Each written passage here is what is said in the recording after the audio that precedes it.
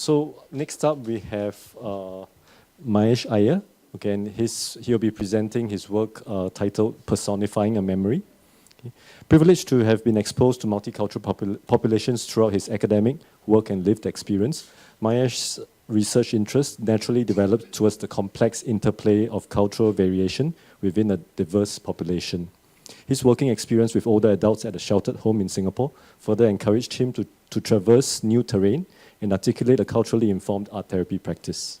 Induced through his postgraduate art psychotherapy training, his purposeful exploration of paint and sculpture accentuated concerting synergies between culture, experience, and practice. So I'll invite Mahesh up. Round of applause for. Yeah. So good evening, everyone. Thanks for attending DICATS. I think it's fine. Yeah.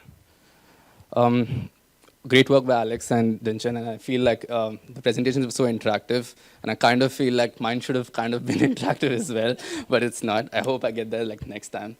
But yeah, it's really interesting. Thanks for making it here. Okay. So my name is Mahesh, and I'm currently based as an art therapist in Singapore. I've worked previously with the elderly population and special needs population. Personifying a memory, this project was conceived back in 2016 when I was doing my studio component as a first-year art therapy student.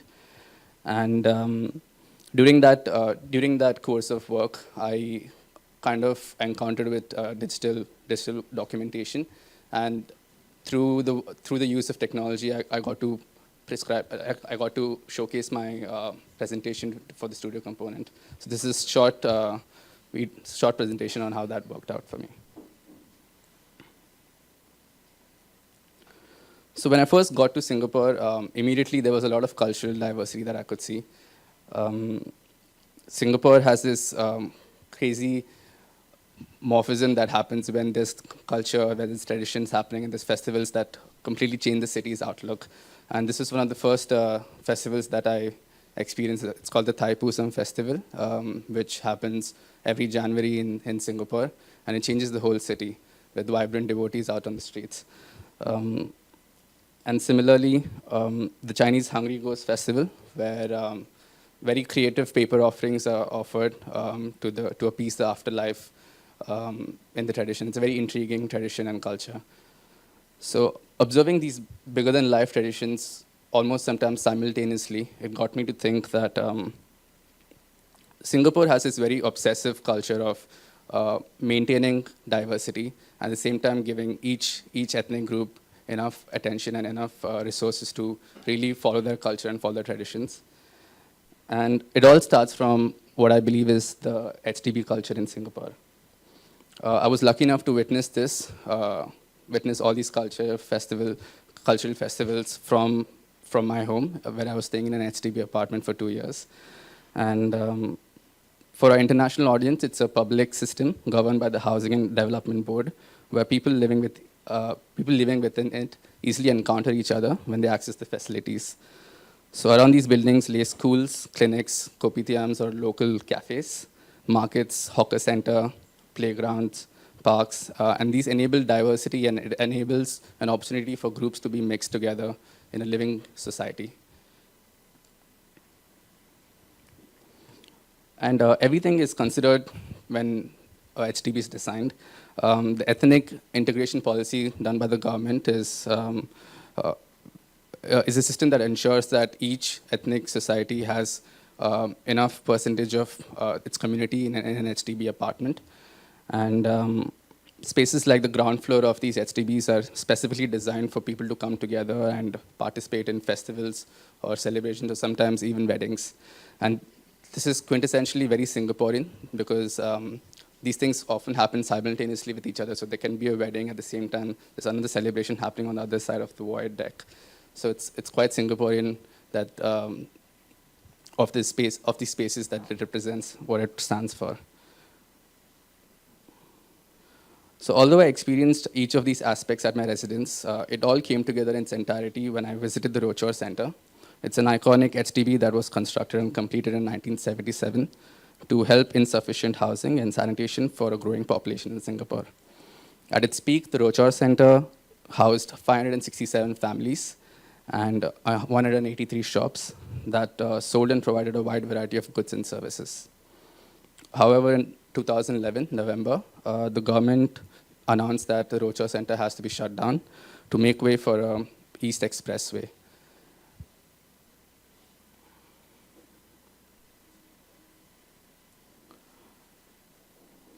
So this is a video that came forward after 2 years since the announcement, and it kind of showcases how that affected the population that lived within Roto Centre. Time and tide waits for no man, but at the iconic Roto Centre situated at the fringe of the CBD, the clock seems to have stopped in 1977. There are hints of resistance to change. There's the keymaker who refuses to retire at 81 years old, and there are the workers snipping away at traditional paper artifacts. There is, however, no place for Roto Centre in the fast-paced city. Come 2016, more than 500 families and 190 shops will make way for the new North-South Highway. So as an Indian art therapist who's lived in the Middle East for 15 years, relocation or shifting or displacement was quite frequent in my childhood. I remember very clearly that I would live in places where I knew I'm eventually going to move out from it. So having attachments and memories back to back with each different place was quite difficult.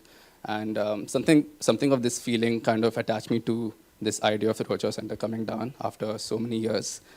And it represented, or it embodied this reflection that I had, that it's a place where there's emotions brimming, and I want to create something for it for my studio component. So right from my first visit to Roto Centre, when it was already shut down, I could already feel that the place was coming down.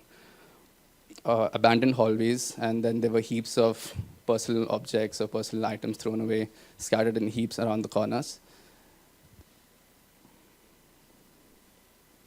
And then shopkeepers were pasting their old photographs and writing letters of gratitude for the customers that have supported them throughout for all these years.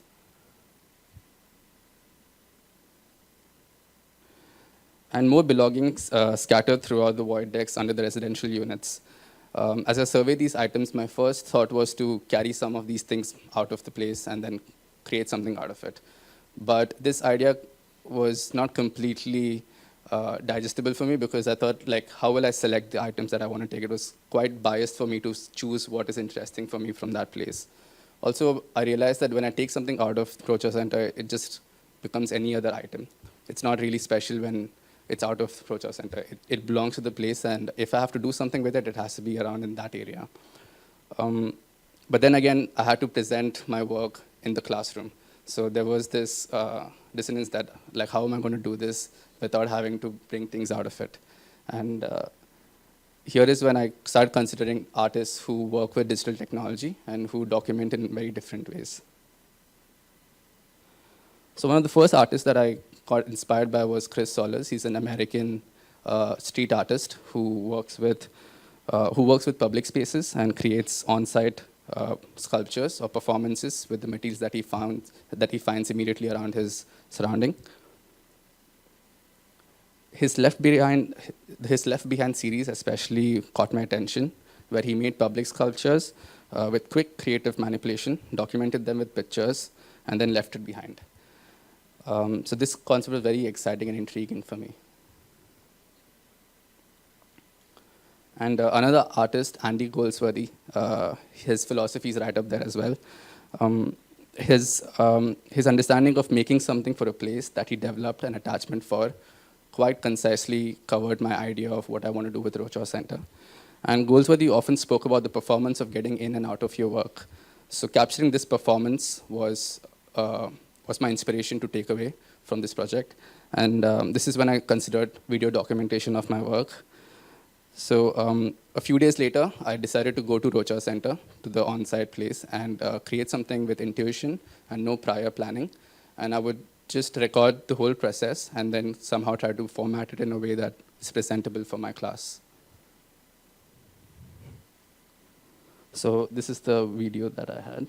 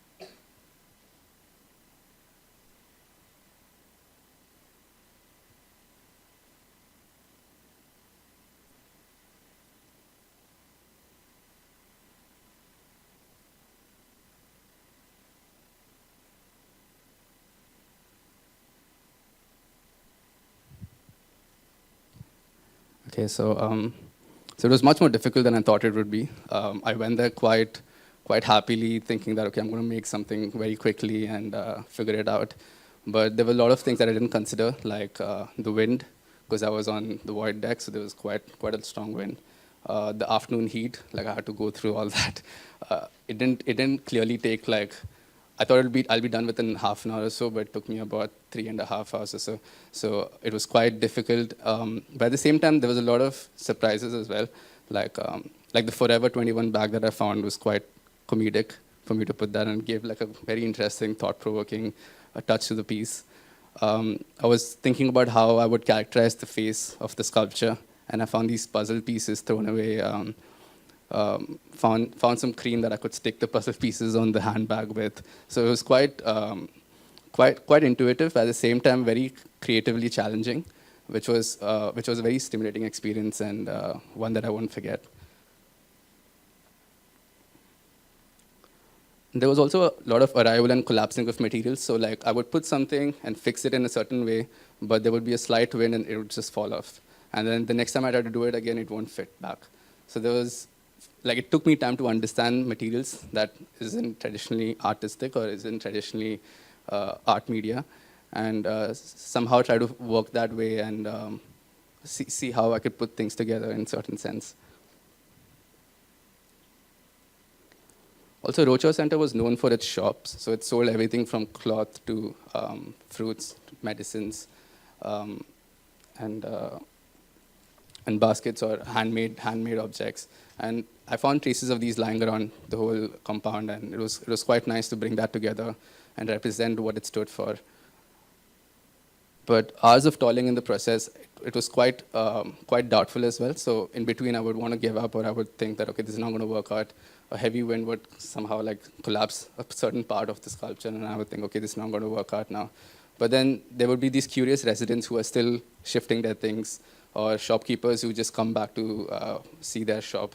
And then they would see me working with this, and they'd come and ask me about what I'm doing. We'd have this interaction where they would tell me where they're going to, or how life is going to be changed for them, what the Roto Centre stood for them. And things like that made it very meaningful for me. So even though I was struggling at a certain time, interactions such as these gave me enough to like pull it through for the whole project.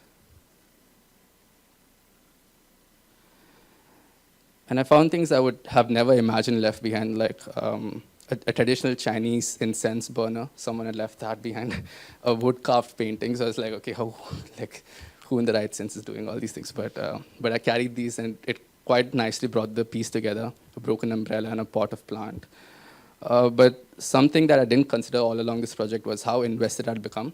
A few weeks of research and about 3 to 5 hours of continuously working on the sculpture, I'd become quite attached to it. It was creatively challenging and stimulating, and I couldn't explain beyond words at that moment. But when I was done, it took me some time to leave the sculpture. Like, it was the part where I had to leave it behind. And I remember walking away from the site only when a strong wind came and a certain part of it again collapsed.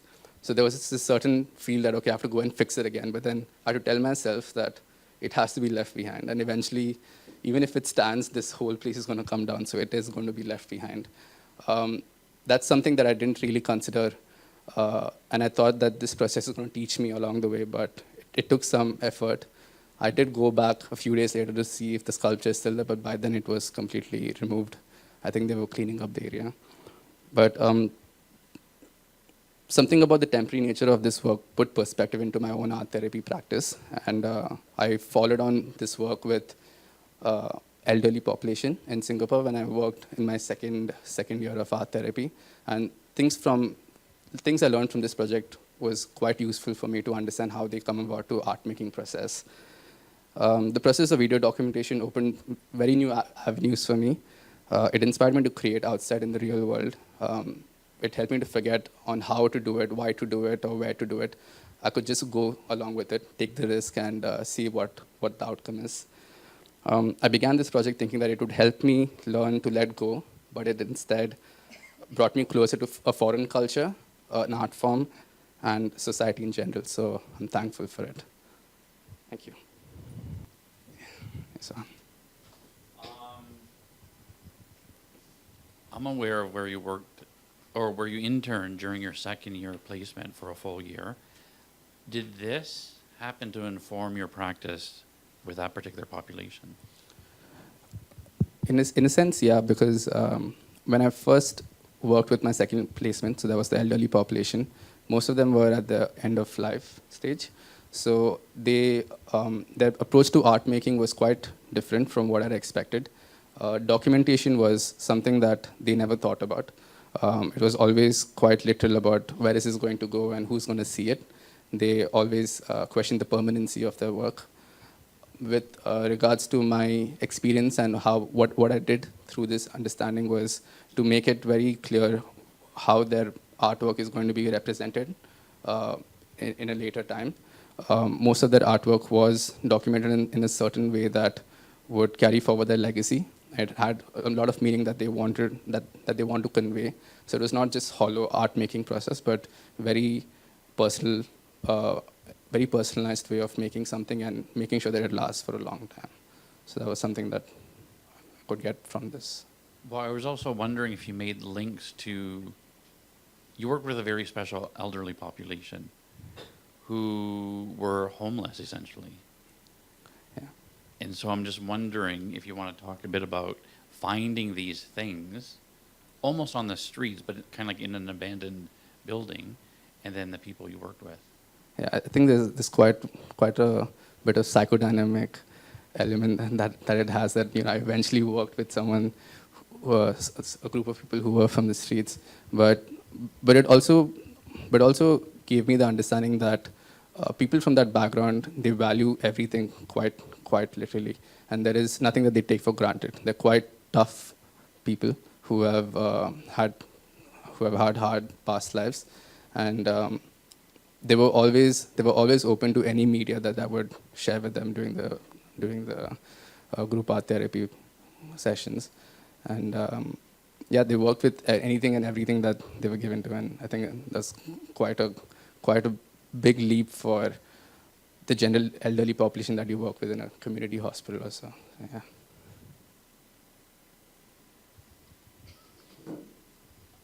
I'm just curious, when the people came, while you were making this, and there were people who came and saw what you were doing, how did you explain it to them? What did you say to them? What were you doing?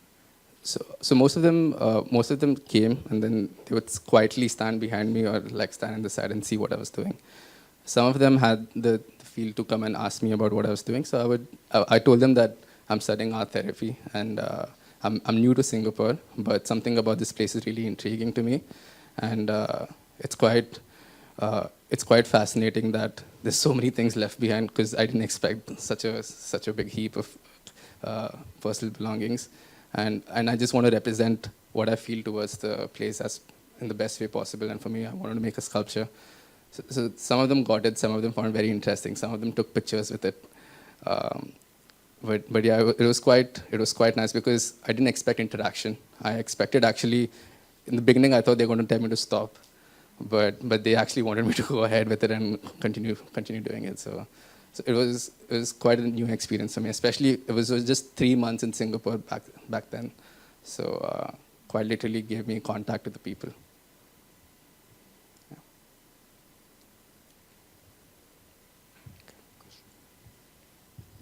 Question: How did you? Was there any language barriers? How did you overcome those with the elderly, or did they all speak your language? No, most of them spoke Chinese. The language barrier was one of the main issues that, or at least one of the main concerns that I had when I was going for the placement.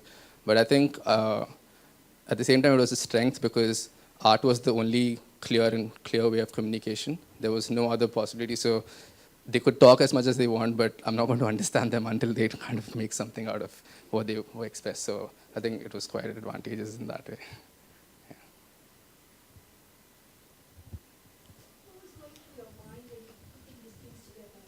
Sorry, could I get you to just... Okay. What was going through your mind when you were putting these things together? Do you think you are thinking of things or randomly, or this Rocho man is going to look like this, you know? Yeah.